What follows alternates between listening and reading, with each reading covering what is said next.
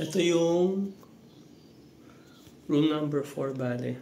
So, nag-shipping ulit kahapon.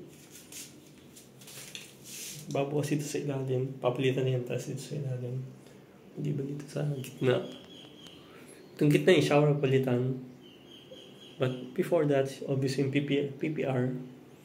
Gawin mo na mag-install yung PPR. Yung tapos yung kuryente, at malipat yung. So, kunti lang ginawang work dito kahapon.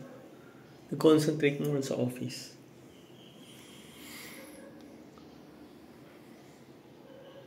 Habang ginagawa yung trabaho sa office, bumalik sila sa room number 1. Kasi na-realize na yung leak na nakukuha sa office na galing sa toilet bowl dito sa room number 1. Pag nag-flash, basically, yung tubig bumababa sa may butas sa sa room number 1. Sa sa office. Kaya ngayon yung room number 1, bigla na lang ko ng urgency na kailangan ayusin ngayon.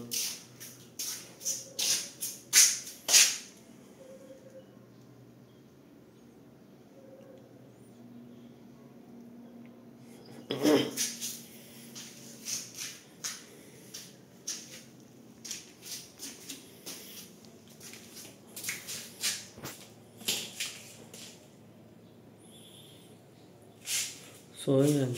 So, basically, ngayon sa room number 1 na to, yung CR, ginagawa na rin yung CR.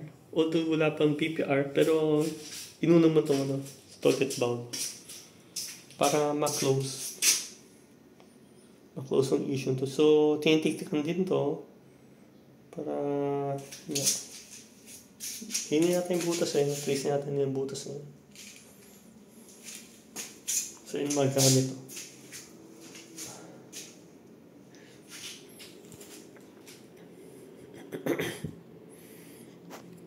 Kakapintura ng mga parts dito. Hopefully, hindi dumidikit masyado.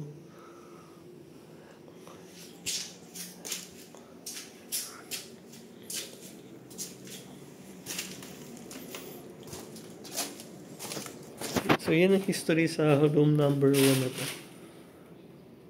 Instead of finishing, nangyari, biglang nagkaroon ng higher urgency na using kaagad. Ito yung office pala eh. So, ang dami nang tinanggal na gamit dito. Halos yung bare na eh.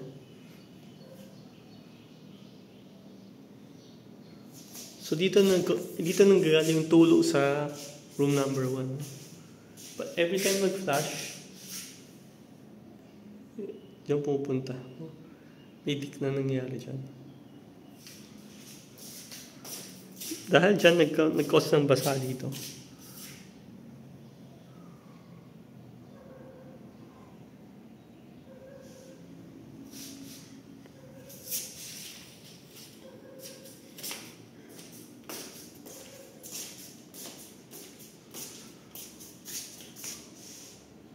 So basically, aside sa ceiling dito na tinanggal, na ngayon ay kumapansin maganda ng ceiling. Napantay na marami na napantay dito na masilyahan. Ay, na-close pa nga nila yung mga naka-hollow block sa bago.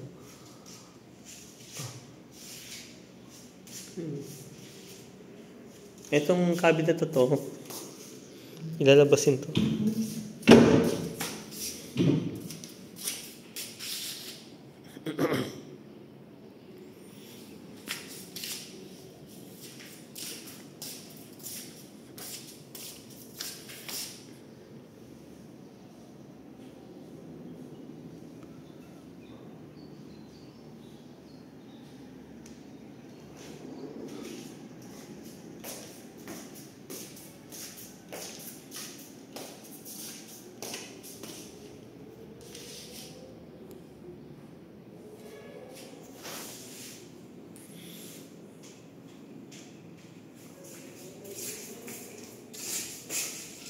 Mga cracks na bang ilang iayusin to. May iba na ayos, may mga iba hindi pa.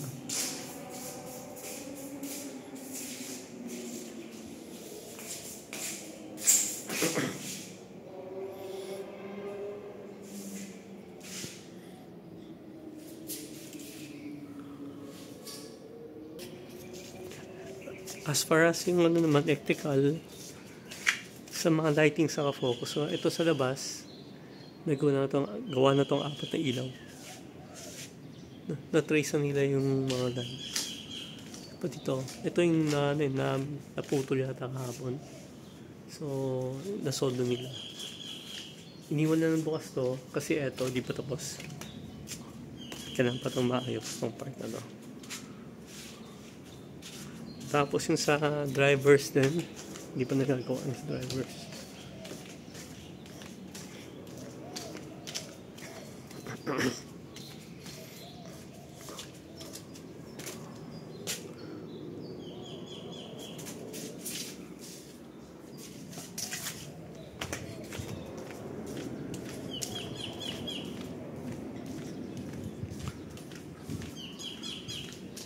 Ngayon, yung ano naman, yung mga ilaw dito sa ground floor, napalitan na itong mga taas. So, tinatrace na nila yung mga lines. So far, nagbukas ng mga ceiling, ilan na nabuksan. Nakita na sa video naman. Kita. So, trace na nila to, yung mga nabuksan. May kailangan mong buksan dito ito. Kailangan pabuksan to. Once mabuksan nila to, tapos ng main. Kailangan pa to na itong isa sa hagdanan. Hindi ko lang alam kung magagawa nila ito dito binubuksan.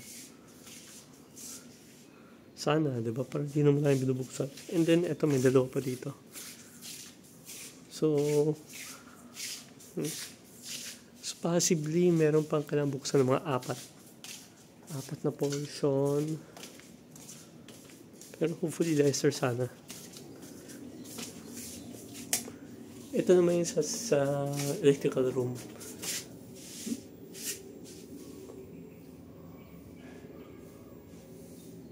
Hindi ko naman kung napalitan na nila yung wiring. Hindi clear saan. Parang napalitan kasi mas makapal na yung wiring set.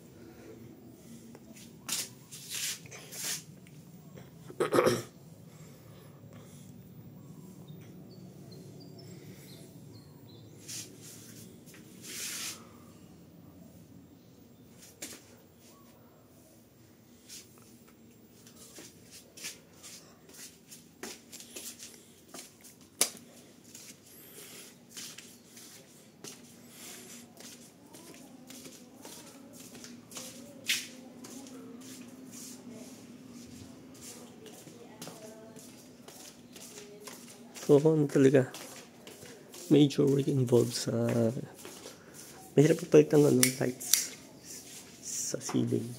Kasi tanggal yung ceiling eh. Kaya minsan kung pwede, although di mo kasi ganda ng may harang, baka minsan mas practical talaga yung walang ceiling na nakaharang sa mga ganyan. Mas mabisag ng tain eh.